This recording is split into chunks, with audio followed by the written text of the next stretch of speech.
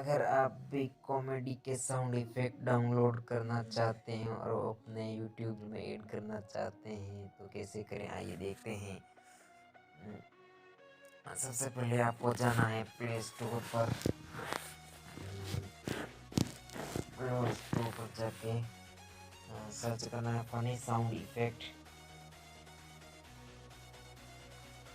Search करने के बाद आपको तीसरे नंबर पर दिखेगा निगेरिया कॉमेडी साउंड इफेक्ट।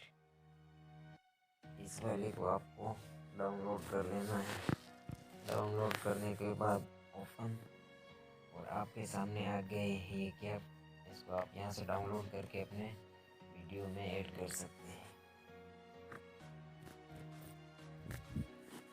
चलिए आपको मैं सुना के दिखाता हूँ।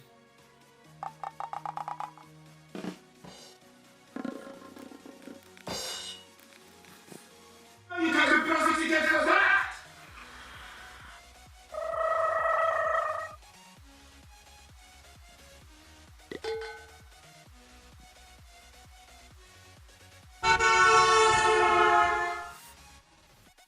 तो आज के लिए इतना ही दोस्तों। चलिए नमस्ते, बाय, टाटा।